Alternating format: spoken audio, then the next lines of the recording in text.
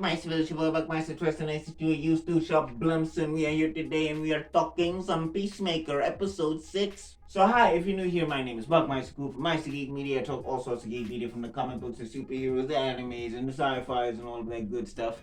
So, if you find any of that really cool, please feel free to tickle that subscribe button and that bell button so you never miss a video. Almost messed up my English there. So, Peacemaker, episode 6.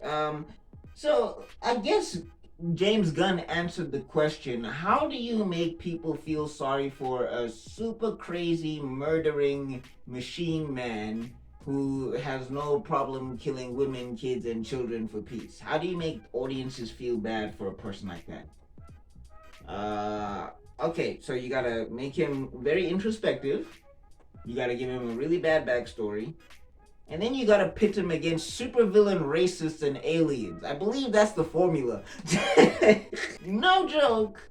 Peacemaker's fighting legitimate supervillain aliens. And the supervillain aliens and supervillain racists. Like, I was just like, God, yo, if they could stack the chips any higher against this person, it's just okie dokie. Man, Chris, dude,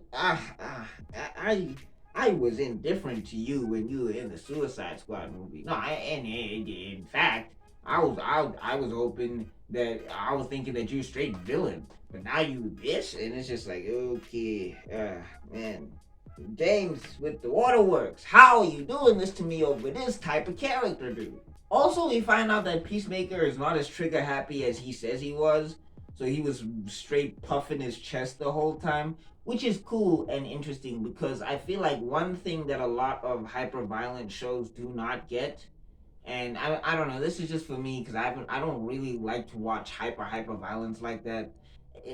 Like when it's too explicit or when it's too gory, that's just icky for me personally. I don't really need all of that to tell a great story. It's not that you can't. Like, you can use both of those things to tell fantastic stories, as we've obviously seen in media. It's just, for me, I feel like when they go too far, it's just like, I don't need to be looking at that.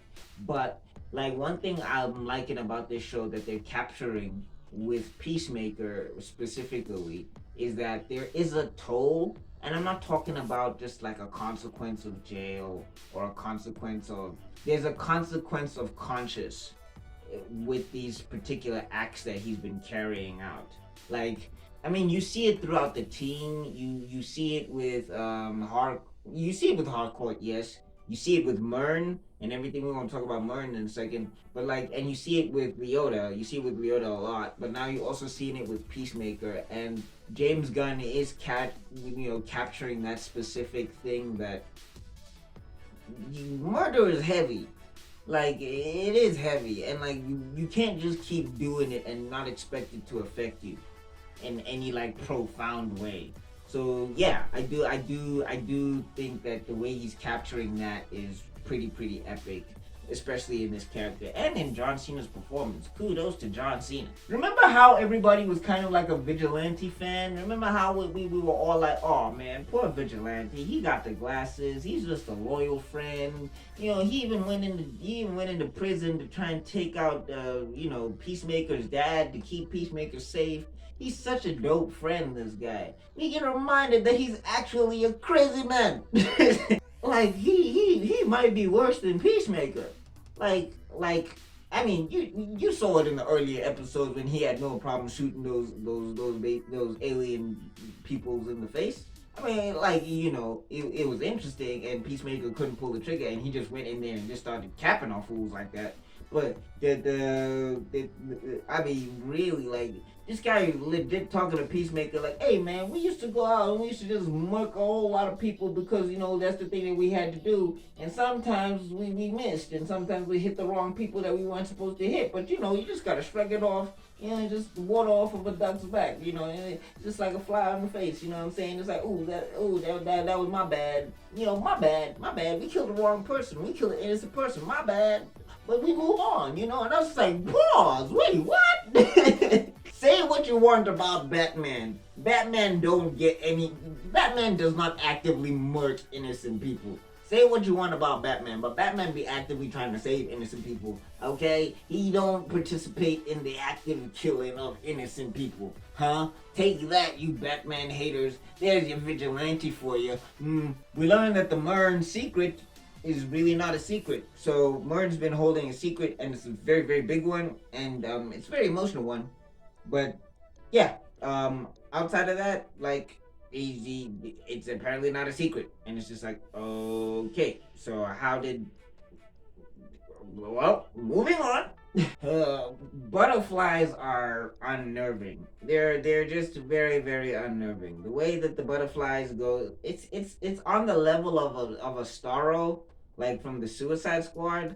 It's that level of unnerving at this point. Like, they managed to do it on a way lower scale, but it is just a because you see the way that they eat, and you just be like, you see the way that they get into people, and you just be like, So yeah, it's yeah, they giving me the heebie jeebies. One thing I found hilarious is we get a mention of Gotham City, and in the context that it's mentioned, apparently Gotham City is safer than wherever Peacemaker and these butterflies are.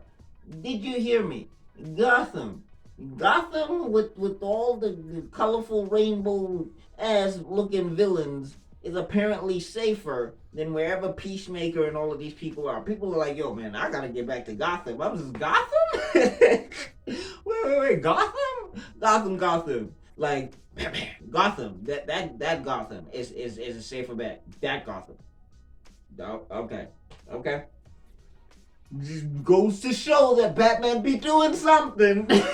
All in all, this episode was really good, and it ends on a cliffhanger that I'm just like, oh snap, because there was that whole thing with Leota going on that we don't know about and everything, and like, people are starting to get together, but nobody can trust nobody with some of the stuff. There's a lot of layers of things going on here, so I don't know how it's gonna actually turn out next week for episode 7. I as of this time recording or whatever, but I don't know, and that's very, very interesting to me, and I'm legit rooting for this character that I was almost indifferent. No, well, not indifferent is a strong is no indifferent is not the word. Let me say I was Peacemaker disturbed me a lot, but I didn't feel no sympathy for him. He was just a character that disturbed me a lot. But now I'm legit feeling sympathy for this very disturbing character. And apparently that's just a trademark of James Gunn. Like, from OG Suicide Squad to stuff like Super, or no, it was not Super Bad. I'm thinking of something else. Yeah, Super and all of that stuff. Apparently that's just his thing, to take these very unlikable people and sometimes make them likable, or at least make you feel sympathy for them. So, great job, James. Great job. What do you think, my civil? Let me know in the comment section down below. Talk it to your boy. And if you're at this point in the video, I want to say thanks so much for getting to this point in the video. You are spectacular. Now, if you really like this video, I got another video up here. I'm going to put this down there. Got an icon you can click on to subscribe. Remember to ring the bell if you do subscribe, and I'll see you all in another video, because my man's going to be out. Peace.